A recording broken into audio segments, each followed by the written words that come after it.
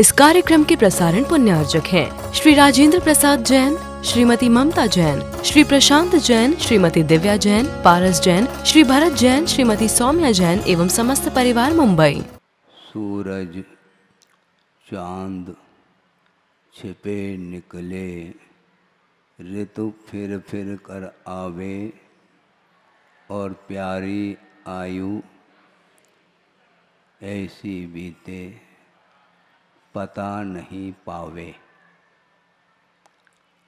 वैसे पता तो है आपको कि लगभग 2 महीने व्यतीत हुए हैं, लेकिन पता नहीं पावे कह रहे हैं। यह क्रम रुक नहीं सकता। इसलिए नहीं रुक सकता, ये सिद्धांत है, ये वस्तु की व्यवस्था है। द्रव्य का जो स्वरूप है वह कभी भी परिवर्तित नहीं हो सकता, चाहे वह वस्तु अथवा द्रव्य का परिणमन स्वाभाविक रूप में हो अथवा वैभाविक रूप में हो। परिणमन निरंतर होता रहता है, इसी का नाम द्रव्य है। क्योंकि पर्याय की दृष्टि से वही द्रव्य अनित्य सिद्ध होता है और द्रव्यार्थिक नय के अपेक्षा से वह वस्तु नित्य सिद्ध हुआ करती है। पर्याय प्रति समय परिवर्तित हो रही है, किंतु फिर भी पहचान बनी हुई है कि अमुक व्यक्ति को कल हमने अमुक स्थान पर देखा था, यह वही व्यक्ति है। यह जो पहचान है ये द्रव्य की अपेक्षा से पहचान बनती है। पर्याय की अपेक्षा से कोई भी पहचान नहीं बन सकती, क्योंकि वह पर्याय एक समयवर्ती हुआ करती है, जिसको अर्थ पर्याय की संज्ञा दी है। और जो पहचान बन रही है वह अनेक समयवर्ती जो पर्याय है उसके अपेक्षा से ही वह द्रव्य पकड़ में आ रहा है। आप 80 साल के हो गए हैं, यह जो पहचान है यह अनेक समयवर्ती पर्याय को लेकर के हम पहचान कर पा रहे हैं। कोई व्यक्ति आता है, हमें आप पहचानते हो? हमारी पहचान है आपको, आपकी पहचान मुझे नहीं है, हमने कहा है। क्योंकि जो आप खड़े हो यह आपकी स्वाभाविक परिणति नहीं है। आत्मा की जो स्वाभाविक परिणति है वही सही पहचान मानी जाती है। ये भाई है, ये बहन है, ये माँ है, ये पिता है, और अन्यान्य जो कुछ भी रिश्ते नाते हैं वो रिश्ते रहते हैं। वो हाँ, वह शाश्वत नहीं। लीकेज जिसको बोलते हैं, घड़ा भर लिया अपने पानी से और उसमें से वह छिद्र होने के कारण वह पानी रिस रहा है, इसी को बोलते हैं रिश्ता। वो हमेशा रिश्ता रहता है। वो भिन्न भिन्न पर्यायों में भी वह रिश्ता ही रहता है, क्योंकि इसी को बोलते हैं पर्याय। पर्याय स्थायी नहीं हुआ करती है, पर्याय नित्य नहीं हुआ करती है, वह अनित्य है। अनेक समयवर्ती होना अलग वस्तु और शाश्वत होना अलग वस्तु है। तो अवस्था की दृष्टि से वस्तु नित्य नहीं है किंतु अनित्य है। इसलिए इस अनित्य भावना को लेकर के कुछ विषय आपके सामने रखना चाह रहा हूँ। जो कुछ भी देखने में आ रहा है वह वस्तुतः वस्तु नहीं, वस्तु की परिणति है। आप अपने आप को बहुत अनेक प्रकार के सौंदर्य प्रसाधन चीज़ों के द्वारा इस शरीर को संस्कारित कर सकते हैं, डेकोरेट कर सकते हैं, वस्त्र आभूषण आदि के माध्यम से इसको सजाया जा सकता है और उसके माध्यम से वह आकर्षण का केंद्र बन सकता है, किंतु ये जो आकर्षण का केंद्र है ये वस्तु का स्वरूप नहीं, किंतु ये वस्तु की वैभाविक परिणति है, स्वाभाविक परिणति नहीं। वस्तुतः जीव की जो स्वाभाविक परिणति है वह शुद्ध अवस्था है। यहाँ पर एक व्यक्ति की भी वह परिणति देखने में नहीं आ रही। यहाँ पर है क्या शुद्ध परमेष्टि है? और सिद्ध कर लें तो शक्ति के रूप में शुद्धावस्था आपके भीतर है, अभिव्यक्त नहीं है वह परिणति, वह अवस्था अभिव्यक्त नहीं, किंतु आपके भीतर सिद्धत्व रूप जो पर्याय है वह शक्ति के रूप में विद्यमान है। इसलिए पुरुषार्थ करने की आवश्यकता है। यदि शक्ति के अपेक्षा से भी यदि आपके अंदर सिद्धत्व पर्याय विद्यमान नहीं है तो मोक्ष पुरुषार्थ करने की क्या सार्थकता? किसको मुक्ति मिलेगी? मिलेगी तो अपन को ही तो मिलेगी, और वह शक्ति विद्यमान है। इस प्रकार आगम के माध्यम से श्रद्धान का विषय बना लेते हैं तो साहस आ जाता है। हाँ, हमारे भीतर भी वह प्रभुत्व शक्ति विद्यमान है, भले ही वर्तमान में प्रभु नहीं है। प्रभु की आराधना करते करते ही भीतर जो प्रभुत्व शक्ति है वह शक्ति, उस शक्ति को उद्घाटित किया जा सकता है। उद्घाटित करना अभी तक उद्घाटित नहीं हुआ है। हाँ, और परिचय देते चले जाओ, लेकिन अभी तक आत्म तत्व का परिचय नहीं प्राप्त हुआ है। प्राप्त करना है क्या? नहीं है? करना है सही, कहना तो पड़ेगा, क्योंकि जब तक उस ओर आपकी दृष्टि नहीं जाएगी, श्रद्धान का जब तक विषय नहीं बनेगा, तब तक हमारे कदम उस ओर नहीं बढ़ सकते। अभी चर्चा चल रही थी, प्रतिभा मंडल की बहनों के बीच में एक प्रसंग निकला था काल परावर्तन को लेकर के। बहुत विचित्र परिणमन है। एक प्रसंग आपके सामने रख रहा हूँ, इससे संबंध बस का जुड़ सकता है कि राज दरबार में जनता बैठी है। शायद संभव है राजा के द्वारा ही यह प्रश्न रखा गया हो कि 27 में से 10 निकल गए तो माइनस क्या रहेगा? आप सुन रहे हैं? बहुत सीधा सा गणित है महाराज। 27 में से 10 माइनस कर लो, कितने रहेंगे? 17। 27 में से 10 माइनस किया, बचेंगे कितने? है? कोई अपने गणित नहीं सीखा है क्या? महाराज पूछ रहे हैं, इसका अर्थ इसमें कोई न कोई रहस्य है। किसी ने कहा कि 27 में से 10 गए तो 27 में से 10 गए तो 17 शेष रह गए, ऐसा उनका कहना था। वैसे देखा जाए तो गणित की दृष्टि से तो ये ठीक है, किंतु आशय कुछ भिन्न है। और बीरबल को पूछा गया 27 में से कितने 10 निकल गए तो कितने? उन्होंने कहा कि 0। सब लोग हंसने लगे। आपको गणित नहीं आता है क्या? 27 में से 10 गए तो 17 रह जाएंगे? नहीं, 27 नक्षत्र हुआ करते हैं, उसमें से 10 नक्षत्र में ही वर्षा होती है, और 10 नक्षत्र यदि निकल गए तो उन 17 नक्षत्रों में कभी बारिश नहीं होगी। उसी प्रकार ये काल परावर्तन है, बहुत विचित्र दशा है संसारी प्राणी की। और त्रस पर्याय और स्थावर पर्याय दोनों की चर्चा आगम ग्रंथों में मिलती है कि अधिकतम त्रस पर्याय का काल कितना है। पहले त्रस किसको बोलते हैं ये समझ लें, नहीं तो वे समझना बहुत मुश्किल हो जाएगा। बीच में एक मनोरंजन का प्रसंग भी हम रख लेंगे ताकि आपका उपयोग लग जाए। त्रस किसको बोलते हैं?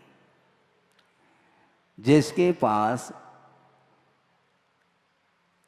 दो इंद्रिय मिनिमम, 2 इंद्रिय, 3 इंद्रिय, 4 इंद्रिय, 5 इंद्रिय हो तो वह त्रस माना जाता है। द्विंद्रिय आदय त्रसाह ऐसा कहा। और स्थावर जो है वह पृथ्वी का एक, जल का एक, वायु का एक, अग्नि का एक, वनस्पति का एक आदि ये स्थावर पर्याय माने जाते हैं। मनोरंजन किया है एक विद्वान ने, उसको भी आपके सामने रख दूं ताकि धीरे धीरे काल परावर्तन होगा। 1 घंटा पूर्ण करना है अपन को। एक विद्वान पहुँचे कहाँ पर, एक संघ में पहुँच गए हैं और उस संघ में आरिकाएँ भी रहते थे। और जो विद्वान पहुँचे हैं गृहस्थ अवस्था की अपेक्षा से उनकी छोटी बहन जो आरिका व्रत उन्होंने अंगीकार किया था, और वो छोटे छोटे बालक बालिकाओं को संस्कार की दृष्टि से पहला भाग, दूसरा भाग आदि वो दिखा रही है। और ये पहुंच गए बड़े भाई, विद्वान तो थे, और बच्चों को छेड़ दिया। बच्चों बताओ तुम्हारी माताजी त्रस है क्या स्थावर? अब बच्चों ने सोचा क्योंकि त्रस जो होते हैं वो कीड़े मकोड़े होते हैं, हमारी माताजी कीड़े मकोड़े थोड़ी हैं, हमारी माताजी तो स्थावर है, ऐसा बोल दिया बच्चों ने। ये मनोरंजन किया। वस्तुतः होता क्या है, बच्चों में वह ज्ञान रह नहीं पाता है कि वस्तुतः त्रस बोलते किसको। द्विंद्रिय से लेकर के संगी पंचेंद्रिय तक त्रस ही माने जाते हैं। इसलिए माताजी कीड़े मकोड़े नहीं, संगी पंचेंद्रिय है ना, लेकिन ध्यान उस ओर नहीं जाता है, इसलिए हमारी माताजी तो स्थावर है, ऐसा बोल दिया है। इसको बोलते हैं बुद्धि काम नहीं करती है छोटे अवस्था में।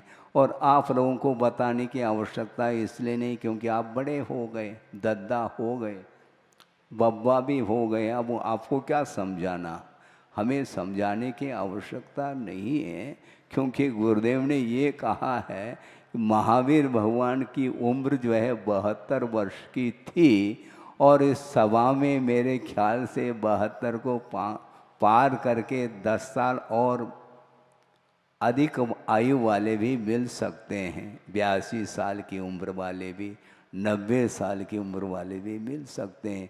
इस अपेक्षा से महावीर भगवान से भी आपकी सीनियरिटी है, वो जूनियर, क्योंकि 72 साल की उम्र है और 10-15 साल आप और जी गए तो संसार का जो अनुभव है वो उनसे 10-15 साल ज़्यादा है आपको। इसलिए आपको समझाने की कोई आवश्यकता मुझे नहीं पड़ेगी। यदि समझाने की आवश्यकता पड़ेगी तो मोक्ष मार्ग के अपेक्षा से परमार्थ क्षेत्र संबंधी थोड़ा ज्ञान हमें हो जाए तो हमें पर्याप्त है। तो मैं ये कह रहा था कि वस्तुतः काल परावर्तन बहुत विचित्र परावर्तन माना जाता है। त्रस पर्याय अर्थात द्विंद्रिय से लेकर के संगी पंचेंद्रिय तक जो त्रस पर्याय मानी जाती है तो उसका काल कितना है? 2000 सागर और कुछ विवक्षा से अधिक भी संभव है, इससे अधिक नहीं है। 2000 लगभग साल व्यतीत होने के उपरांत, 2000 साल नहीं, 2000 सागर प्रमाण काल व्यतीत होने के उपरांत उसको निश्चित रूप से स्थावर पर्याय को प्राप्त करना अनिवार्य सिद्ध होता है। यदि 2000 सागर के भीतर मोक्ष पुरुषार्थ करके मुक्त हो जाए तो कोई बाधा नहीं, यदि नहीं हो पाता है तो निश्चित रूप से निगोध का मुख देखना उसे पड़ेगा। 2000 सागर काल के भीतर मान लो पुरुषार्थ करके उसने मोहनी कर्म का पूर्णतः उपशमन करने का भी पुरुषार्थ किया है और पूरा का पूरा मोह उपशमित हुआ है, किंतु गाड़ी उसकी रिवर्स होगी, क्योंकि उपशमन किया है, क्षय नहीं किया है। ये उपशमन और क्षय क्या वस्तु है महाराज? मान लो आपको ज्वर आ गया और मेडिसिन आपने ले लिया, जो भी आयुर्वेदिक या और कोई भी पेती हो, और उस औषधि के माध्यम से वह तात्कालिक वह ज्वर उपशमन को प्राप्त हुआ है।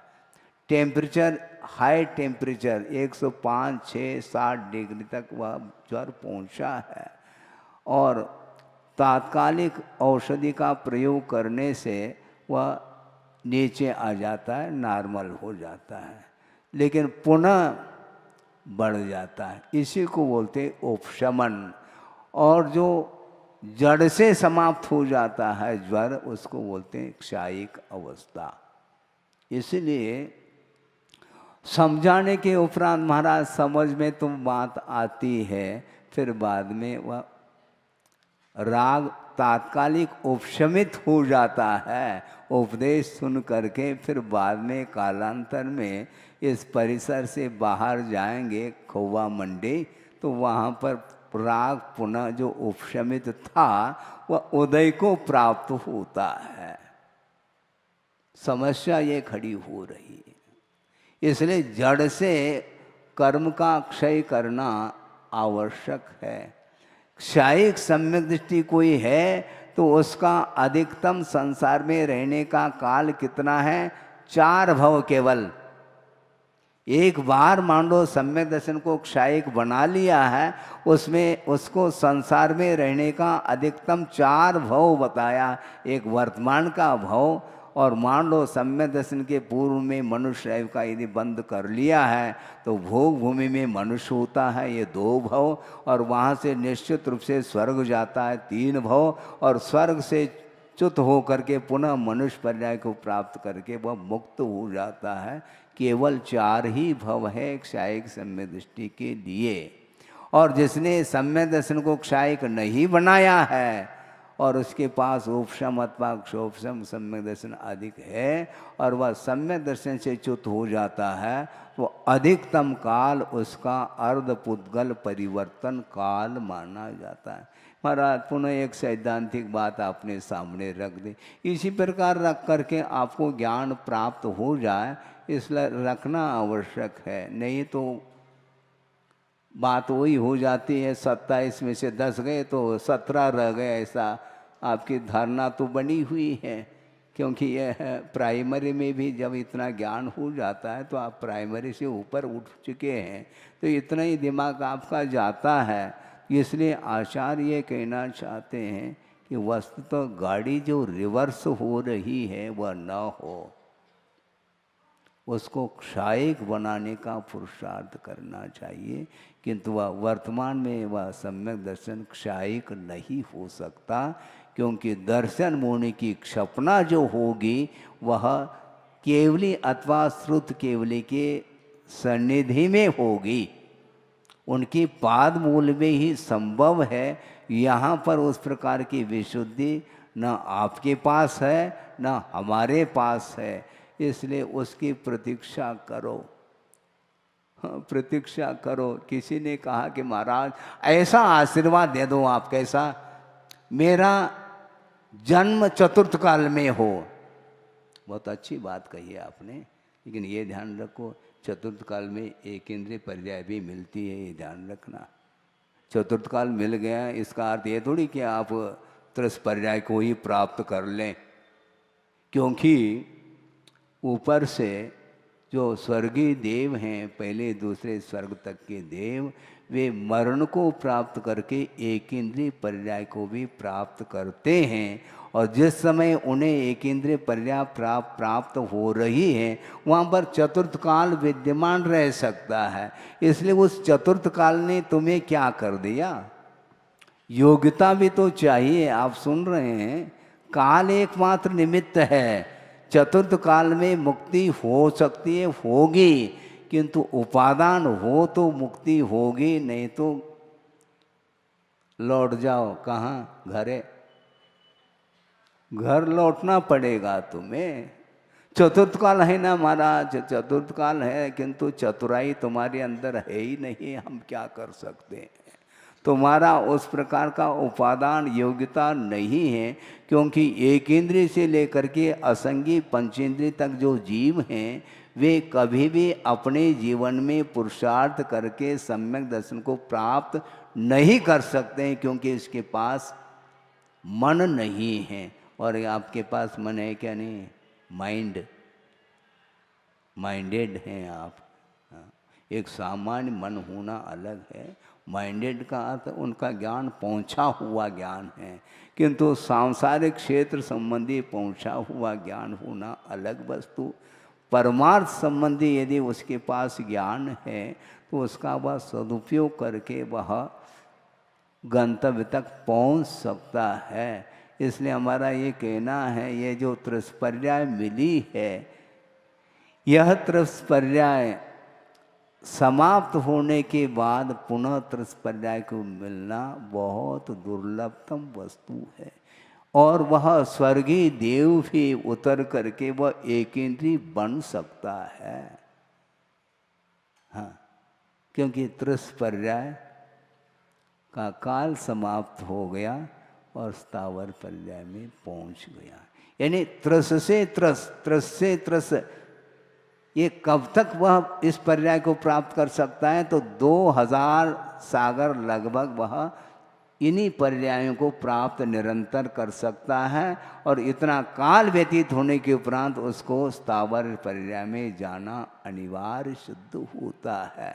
इसलिए 27 में से 10 गए तो 0 कहा बीरबल ने। उसी प्रकार त्रस पर्याय का काल समाप्त हो गया, अब स्थावर पर्याय को प्राप्त करना ही होगा।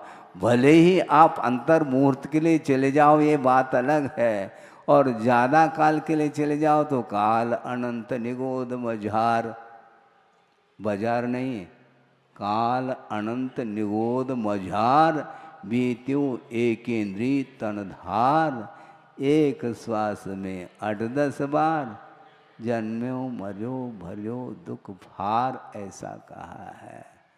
छड़ाला पढ़ लो। हाँ, चातुर्मास की भी कोई आवश्यकता नहीं महाराज, चातुर्मास की आवश्यकता है। हाँ, भले आप समय सार का स्वाध्याय कराओ या नहीं कराओ, चातुर्मास तो आपको करना है। भले आप छड़ाला लगाओ तो हम पढ़ लेंगे, शिविर में बैठ जाएंगे हम, लेकिन चातुर्मास को तो आपका होना चाहिए, कोई बाधा नहीं। लेकिन वस्तुतः समय का सदुपयोग करना चाहिए, नहीं तो समय तो निकल रहा है। समय कभी भी रिवर्स नहीं हो सकता। 12 बज गया है दिन का और 1 सेकंड हो गया मान लो, अब पुनः 12 बज करके 1 सेकंड होने के लिए 24 घंटा राउंड लेना पड़ेगा, तब जा कर के वह पुनः दिन का 12 बज करके वह 1 सेकंड हो जाता है। इसको बोलते हैं काल परावर्तन। काल रिवर्स नहीं हो सकता। इसलिए ये जो पर्याय मिली है, ये जो आर्यखंड का समागम हुआ है, उसमें भी उच्च कुल का समागम हुआ है, उच्च कुल में पैदा हुए हैं, उसमें भी इंद्रिय संपदा मिली है, सारे सारे इंद्रिय काम कर रहे हैं, शरीर निरोग भी है, और इसके उपरांत उसका सदुपयोग जो करता है तो उसके माध्यम से उसका विकास होना है। हैं? आंखें मिली हैं, देव दर्शन करिए आप, क्योंकि दोबारा आंख मिले कोई भरोसा नहीं है। इसलिए भगवान का दर्शन, गुरुओं का दर्शन, जिनवाणी का अवलोकन आदि करने के लिए ये आंखें मिली हैं।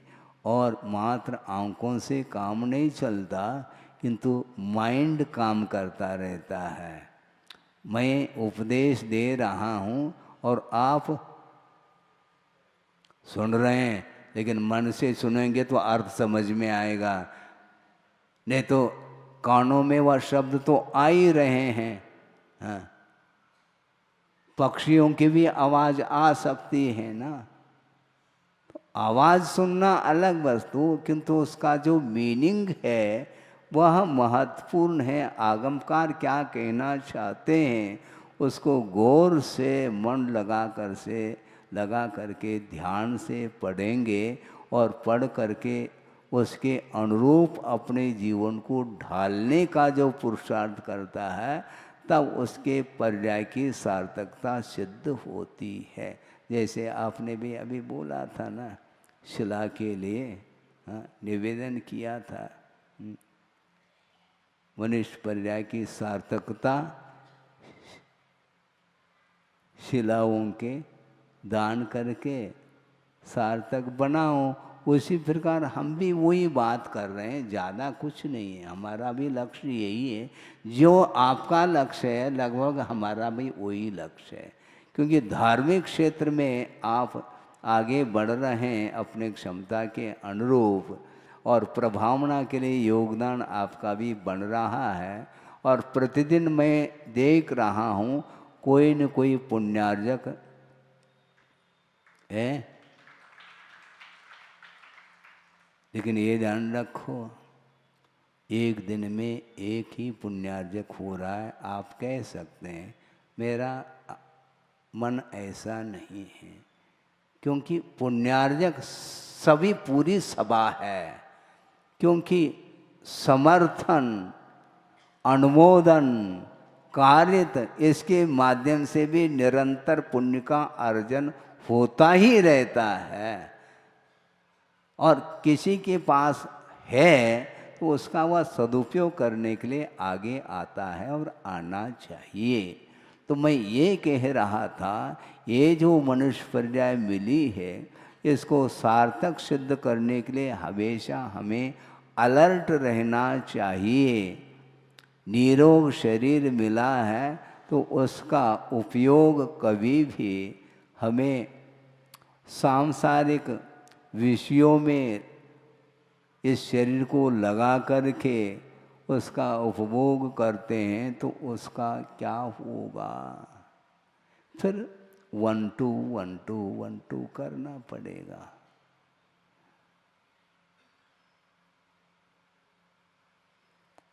स्कूल चले गए, उसके पहले प्राइमरी में चले गए, फिर बाद में हाई स्कूल में चले गए, कॉलेज में चले गए, अनेक प्रकार की डिग्रियों को प्राप्त कर लिए। फिर बाद में अवसान हुआ, फिर नेक्स्ट अगला जो भव मिला, मान लो कर्म संयोग से मनुष्य भव मिला है मान लो, तो पुनः वापस वह रिक्शा में बैठ करके बस्ता लाद करके चला जाता है। वो फिर ककड़ी शुरू हो जाता है, वो प्रारंभ होगा। क्योंकि वो सारा सारा जो भी ज्ञान का अर्जन हुआ था वह उसके ऊपर पुनः आवरण आ जाता है। संडे के दिन चित्र का अनावरण करते हैं और फिर अगले संडे तक पुनः उसके ऊपर आवरण आ जाता है। फिर अनावरण के लिए किसी न किसी को आप बुलाते हैं। उसी प्रकार ये ज्ञान अर्जन किया है, उसके बाद अवसान हो जाता है तो वह प्रारंभ हो जाता है।